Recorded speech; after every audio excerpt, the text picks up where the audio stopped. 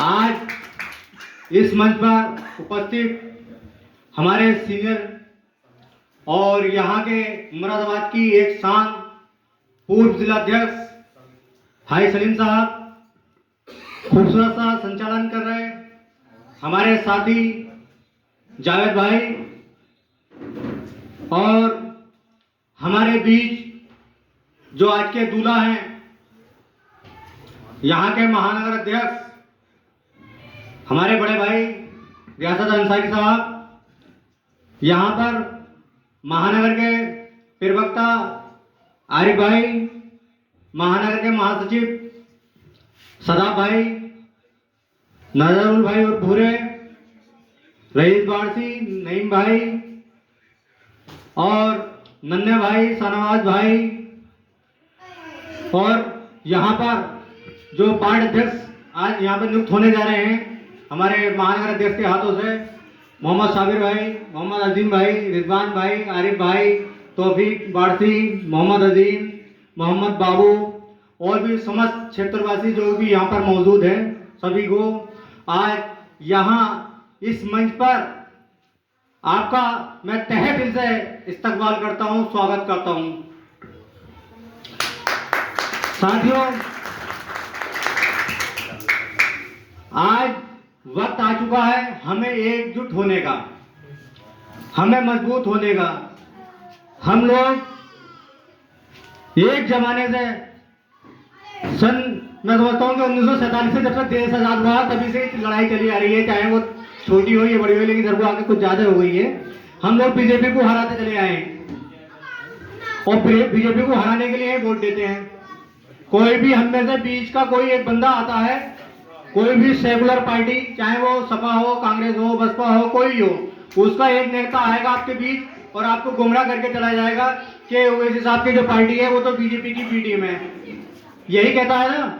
लेकिन कभी आपने ये देखा है या सुना है कि जो नॉर्मल गैर राजनीतिक मुस्लिम समाज का या अति पिछड़ा या दलित समाज का व्यक्ति है वो कभी इस बात को नहीं कहता कि बीजेपी की B team Asaduddin Owaisi party AIM में है। उसकी वजह क्या है? कहता कौन है? जो बीजेपी का एजेंट नहीं, समाजवादी का एजेंट है या कांग्रेस का एजेंट है या बसपा का एजेंट है, वो वहां से पैसे लेके आता है या फिर पद का लालच लेके आता है। अगर आपके वोटों को डिवाइड करने में वो सक्षम हो गया तो उसे कहीं ना कहीं जिम्मेदारी बड़ी मिल जाती है। तो वो लोग आपके बीच में आते हैं चुनाव के वक्त, अब नहीं आएंगे। आपकी गली अगर टूटी हुई है तो वो नहीं आएंगे, आपकी अगर लाइट खराब हो गई है वो नहीं आएंगे, आपके यहाँ पानी नहीं आ रहा है वो नहीं आएंगे, आपकी थाने चौकी की कोई समस्या है वो बिल्कुल नहीं आएंगे। कब आएंगे? जब आपको एक वोटों का विभाजन करना होगा और आपके वोटों की जरूरत होगी तो आपके दरवाजे तक कुंडी बजाएंगे और आपको प्रधानमंत्री बना के चले जाएंगे, मुख्यमंत्री और सीधा सीधा प्रधानमंत्री बना के चले जाएंगे। तो हमें उन ढोंगियों से बचना है और ये ध्यान कर लो, तय कर लो, चाहे हमारी पार्टी, हमारा पार्षद, हमारा विधायक, हमारा मेयर, हमारा सांसद जीते ना जीते, हमें उसका बैलेंस ऊंचा करना है, वोट वहीं देना है। आज नहीं तो कल एक न एक दिन इस पार्टी का परचम लहराएगा, लेकिन हमें एकजुट होना पड़ेगा। और जो भी तुम्हारे दरबारे पे आ जाए वोट मांगने के लिए, चाहे वो सपा का हो, कांग्रेस का हो, बसपा का हो या अदरवाइज कोई भी पार्टी का हो, उससे सीधा सीधा कह दो कि ठीक है, हम तुम्हें वोट देने के लिए बिल्कुल तैयार बैठे हैं और तैयार हैं, लेकिन शर्त हमारी होगी। वो कहेगा क्या? आप ओवैसी साहब का झंडा लेकर आ जाओ, वहां से टिकट लेकर आ जाओ, हमें मोर सिर्फ और सिर्फ पतंग पे लगानी है, इसके अलावा किसी चीज पर लगानी नहीं है। तो वो दिन दूर नहीं है कि वो झुकेगा और लग जाएगा लाइन में, लेके आएगा पतंग से वोट, टिकट और पतंग पर मोहर लगवाएगा। तो हमारा मकसद सिर्फ इतना है कि हमें एकजुट होना है, ये आवाम को होना होगा। किसी राजनीतिक पार्टी को मैं आपको बता दूं, बहुत सारी पार्टी ऐसी है जो अभी 4 दिन हुए मुख्यमंत्री तक बन गए, चाहे वो आपके दिल्ली में आम आदमी पार्टी रही होगी, बहुत सारी कई सारी पार्टियां ऐसी हैं जो चंद दिन में वजह क्या थी, उन्होंने संगठन को मजबूत किया और उनकी जो कौम है ना वो एकजुट हो गई। वो उन पर भरोसा करती थी, एकजुट हो गई। और हमारी कौम में क्या है, चंद टुकड़ों के खातिर, थोड़ी सी बिरयानी के खातिर अपने आप को, अपने वोट को 5 साल के लिए बर्बाद कर देते हैं और बीजेपी को हराने में लग जाते हैं। बीजेपी को हराने के चक्कर में इतना हार चुके हैं कि आज तुम्हारे उत्तर प्रदेश के हर जिले के अंदर डिटेंशन सेंटर बना दिया गया है। इससे भी ज्यादा क्या होने वाला बताओ। अब रहा सवाल बीजेपी को हराने का, तो अभी आपने देखा होगा, अभी महाराष्ट्र में बीजेपी को किसने हराया है, हमारी पार्टी ने।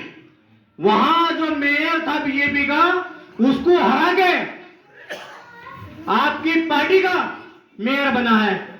जिस दिन ये सोच लिया आपने और तय कर लिया, वो दिन दूर नहीं है कि यहां पर आपकी सरकार होगी, और यहां नहीं, केंद्र में भी आपकी सरकार होगी। क्योंकि हमने देखे हैं 20-20 सीटों वाले प्रधानमंत्री बनते हुए, तो यहां तो तुम्हारी बहुत अक्सरियत है यार। मैदान में उतर जाओ तो होगा, देखा जाएगा इंशाल्लाह। बस तय ये करना है, जो भी नेता आ जाए, कहना यही है कि वोट सिर्फ और सिर्फ पतंग, इसके अलावा कुछ नहीं। क्योंकि समय की भी कमी है और मैं चंद बात थोड़ी सी काम की एक और कर लूं, क्योंकि बहुत जरूरत है। देखो, इस समय SIR का काम चल लिया और हमारे लोग बहुत बेभूल हुए पड़े हैं। जिन लोगों ने फार्म भी जमा कर दिए हैं, लगभग मैं समझता हूँ 80-90% लोगों ने फार्म भी जमा कर दिए हैं, तो वो लोग अपने वोटों को चेक कर लें। चेक करने का आसान तरीका मैं बताने जा रही हूं, आप इसको नोट कर लो। चेक करने का आसान तरीका यह है, जिस नंबर को आपने उस फॉर्म पे डाला होगा, उस नंबर से आप एक टेक्स्ट मैसेज में एक मैसेज करें।